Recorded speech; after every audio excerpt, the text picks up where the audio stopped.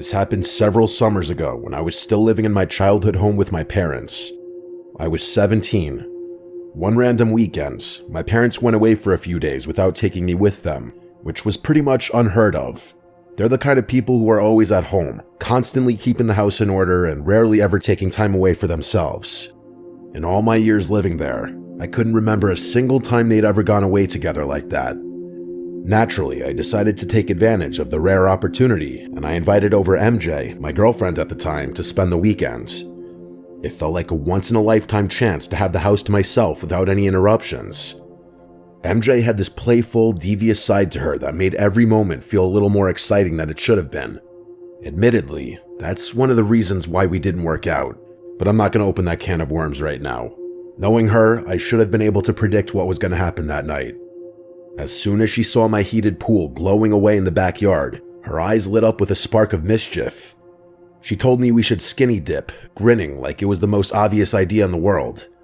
I told her my neighbors would see, but she pestered me and made the very good point that we'd probably never get the chance again.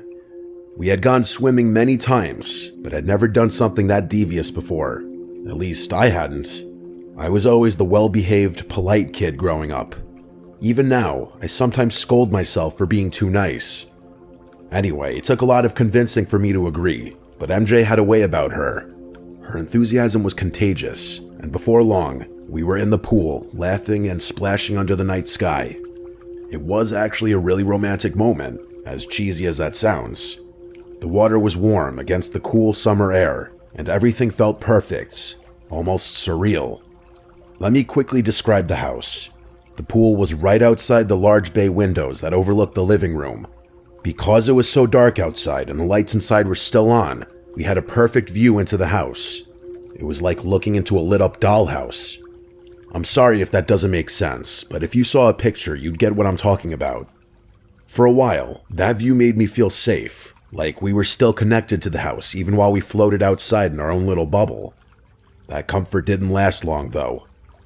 At one point, as MJ was talking about something, I don't even remember what, I glanced up at the windows and froze. I saw the last thing I expected to see. On one of the far living room walls was a shadow. It was faint but distinct, and I knew it was definitely a shadow because of how it was moving. I watched in horror as it moved out of sight, like someone was walking deeper into the house. My heart started pounding. I felt a surge of panic, but I didn't want to scare MJ. I whispered to her that we needed to get out of the pool. She didn't question me. She just quickly followed my lead as I tried to get out of the pool and dry off as discreetly as possible. I told MJ to hide in the pool house, turn off the light, and stay completely silent until I came back. Her playful demeanor was completely gone. I could tell she was freaking out, but she was doing a really good job keeping it together. She nodded and slipped into the pool house without another word. I opened the back door as quietly as I could and stepped into the kitchen. I was going to handle the situation myself. That's just how my parents had raised me. I grabbed a knife off one of the cutting boards and started moving through the house. Someone had definitely been in there. That much was obvious. I started noticing small, subtle signs that didn't make any sense to me. A chair in the dining room was slightly pulled out, like someone had been sitting there. A picture frame on the wall was crooked. A coffee mug I didn't remember using was sitting on the counter. Stuff like that. Stuff that no rational robber would ever waste time doing. As I moved through the house, I started considering the possibility that it wasn't a robber I was looking for. My heart rate must have been insane at that point. I thought I was going to be tackled every 5 seconds, but nothing ever happened. I checked every room on the ground floor, but I didn't find anyone. All the doors were locked, and all the windows were shut tight. It didn't make any sense. If someone had been inside, where were they now? The more I wandered around the house, the more my masculine bravado disappeared. At one point, I just got fed up and decided to call the police. They arrived quickly and did a thorough search of the house and yard, but they didn't find anything either. No signs of forced entry, no footprints in the backyard, nothing. They couldn't even come up with a legitimate method of entry. One of the officers suggested I might have scared off whoever it was, but I wasn't convinced. At a certain point, it was too late at night to do much else. The police left. MJ and I were too scared to stay in the house, but we didn't have another option. We locked every door, barricaded the bedroom, and tried to get some sleep. Around 4 a.m., I woke up to the sound of creaking floorboards above me.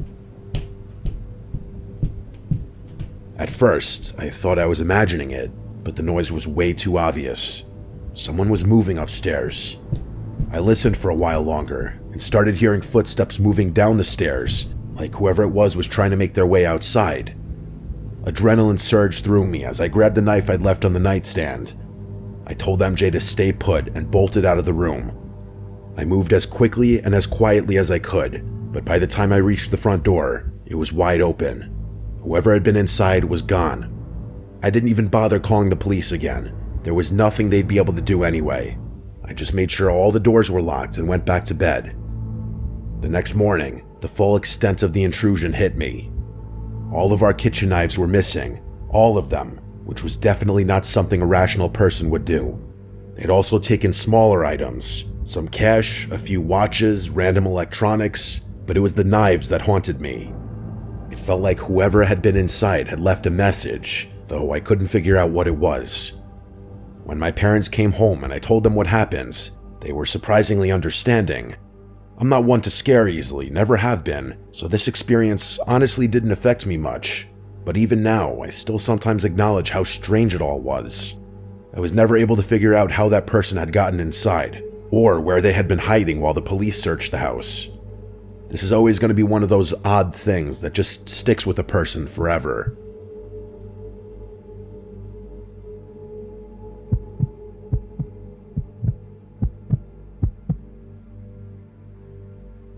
This happened last year during Hollywood Bash weekend.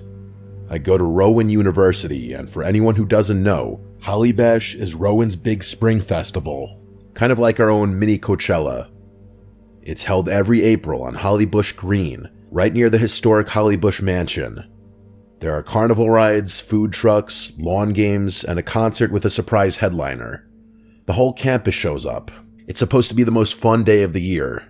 I was a sophomore at the time, and like a lot of other students, I stayed out late that night.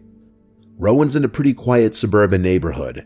Glassboro doesn't really feel dangerous, even at 2 in the morning. That's probably why I didn't think much of it when I left my friend's dorm and started walking back to Chestnut Hall alone. What I didn't know was that earlier in the night, around 12:30 a.m., a group of masked people, like 10 of them, maybe more, had been seen banging on doors and riding bikes around campus, including outside Chestnut.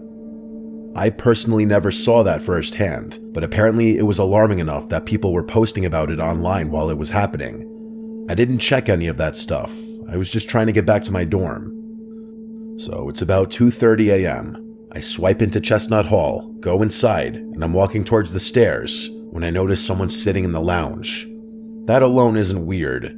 It's a college dorm. People are up all the time, but the guy was wearing a mask, not a COVID mask, like a full-on black ski mask, and he wasn't doing anything, just sitting there, dead silent.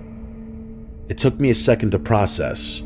I actually paused near the entrance of the lounge, kind of frozen. It didn't make sense. I had no idea what he was doing there or why he was masked, but it genuinely freaked me out. And then, he jumped off the couch and turned towards me in one quick motion. I didn't even think. I ran down the hall and ducked into the nearest bathroom, locking the door behind me. I must have stayed in there for at least 5 minutes, long enough to hear the hallway go completely silent again. I didn't want to seem paranoid, but my gut was screaming at me. Eventually, I cracked the door open and peeked out. No one was in the hall. I thought maybe he had left.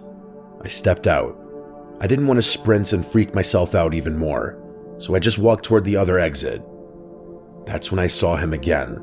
He was still in the lounge, still masked, and this time he was directly across from where I had to walk. His bike was leaned against the door, and there was a chair wedged between the wall and the frame, like it had been jammed there on purpose. I had pepper spray on my keychain. I pulled it out and held it in front of me. I didn't aim or threaten him. I just showed that I had it, hoping it would be enough. My heart was pounding so hard I could hear it in my ears. I walked past him. He didn't try to stop me. He didn't even flinch. It was like he wanted me to see him, like the fear was the whole point. I didn't look back. I pushed the other door open and left the building. I was halfway to Magnolia when I heard the sound of bikes behind me. 3 more masked people rode up next to me. They didn't touch me or try to grab me, but they were heckling me, laughing, saying things I couldn't make out. I know that sounds pretty harmless on its own, but a few of them were waving around what looked like guns, which was the part that freaked me out the most. I guess they could have been fake or airsoft guns even, but it was clear that they were trying to intimidate me. I tried to ignore them, but I could feel how close they were riding, just barely out of arm's reach. I made it to Magnolia and texted my friend to come meet me outside. He walked me back to Chestnut, and that made me feel a lot safer. Luckily, the bikers were gone by then. I didn't call the police that night. I wasn't hurt, but I was really scared. I can't even fully explain why. It wasn't until the next morning that I told my mom everything. She ended up reporting it, and later that night, some of my guy friends texted me that they'd also been approached by a group of masked guys, and a few of them had pulled guns. Nobody was hurt, but it was enough that campus police started taking it seriously. I've heard a lot of rumors about who those guys were. Some people think it was just a bunch of local kids trying to scare people. It's just the gun detail that freaks me out. It's likely that a group of armed, non-students had somehow made their way into my dorm that night, the place I live. I've been scared to walk home alone ever since.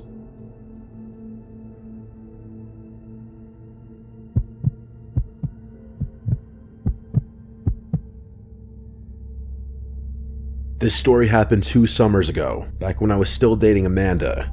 I've kept it to myself for a while, not because it's embarrassing or anything, but because I didn't want to risk unintentionally doxing her or her family. Now that we've been broken up for over a year, I think it's safe to talk about it. At the time, Amanda was working as a camp counselor for a summer program in the city. It wasn't exactly close to home, about a 25-minute drive from her quiet, wealthy suburban neighborhood. But she loved the job for reasons I still don't fully understand. I always thought it was a little beneath her, especially considering her aspirations in life, but I wasn't going to be a jerk and outright say that. Her house was exactly what you'd picture for a family in that kind of area. Big yard, 3 stories, high ceilings, and enough space to host just about any event. That's why when the camp counselors were deciding where to host their end of summer party, Amanda's house was the obvious choice. I'm probably making it sound like that was the first time she hosted camp-related parties, but that's not really the case. It just so happened that it was my first time experiencing one since I hadn't been dating her the previous summer. Her parents were out of town that weekend. They were always out of town, really. I don't want to get too deep into it out of respect, but Amanda's family dynamic was odd. Her relationship with her parents more closely resembled that of 3 colleagues rather than 3 family members. Everything was very transactional, and it was blatantly obvious to any onlooker that all 3 of them were versions of the same narcissistic, insecure person, even though they despised being compared to each other. That description's honestly a little harsh. Her dad was pretty chill, and I honestly missed the guy. But, you know, feelings. Anyway, the party was packed. Dozens of people crowded into the house and spilled out into the backyard.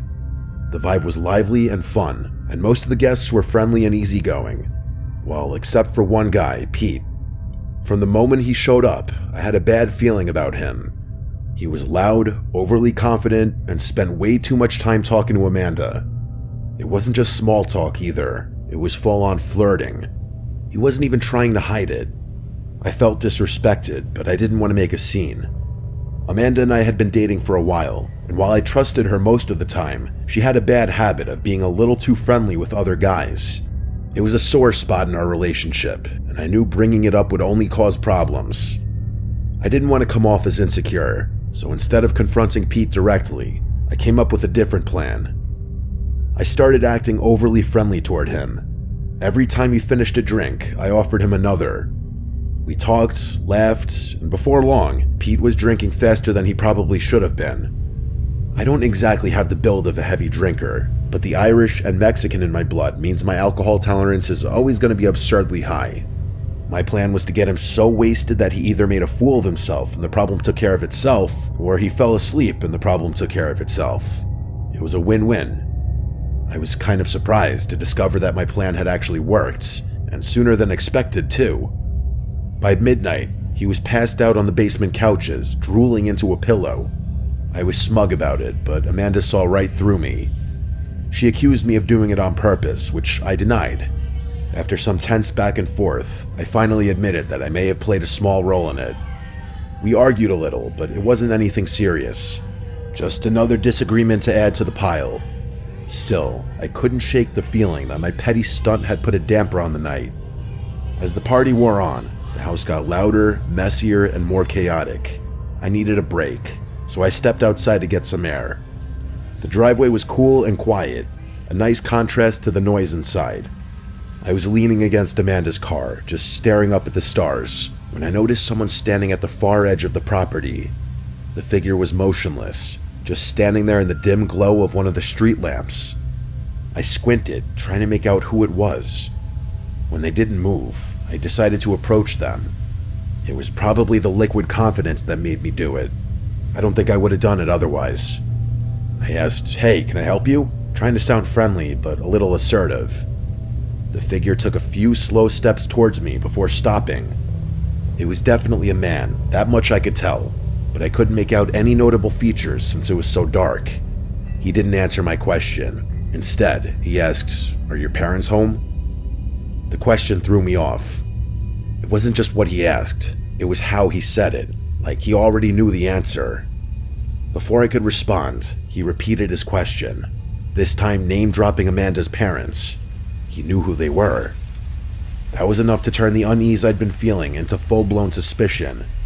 I lied and told the guy my parents were inside, even though part of me thought he knew I didn't live there and that I was lying. Still, I thought maybe I could deter him from doing whatever he was gonna do. The guy nodded and just said okay, before turning and walking away.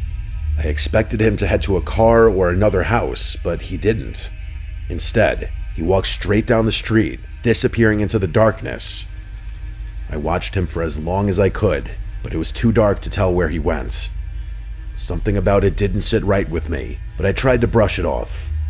I went back inside and ended up in the basement playing ping pong with a few other people. Amanda had a pool table upstairs, so most of the crowd was up there, leaving the basement quieter. I didn't feel like being my usual fun, social self, so I preferred the quieter atmosphere where I could actually hear people talking. At some point, I heard the doorbell ring. At first, I didn't think much of it. This was a party after all, so people coming and going wasn't anything out of the ordinary. But something in my subconscious was tugging at my brain, like there was something I was missing. As I stood there, mindlessly slapping a ping pong ball around, I realized what it was. Amanda had instructed everyone to come through the back door, which didn't even have a doorbell. That meant someone had come up to the front door, which wasn't supposed to happen. I excused myself from the game and headed upstairs, knowing I was probably overreacting but wanting an answer. As I walked past Amanda's room, I noticed she was passed out on her bed, completely oblivious to the chaos around her. That's when it hit me. I was probably the only somewhat sober person left in the house. I turned her bedroom light off and gently shut her door, trying not to disturb her. When I got to the front door, a girl named Bella was standing there. I asked if she knew who had rung the doorbell. She was belligerently drunk, so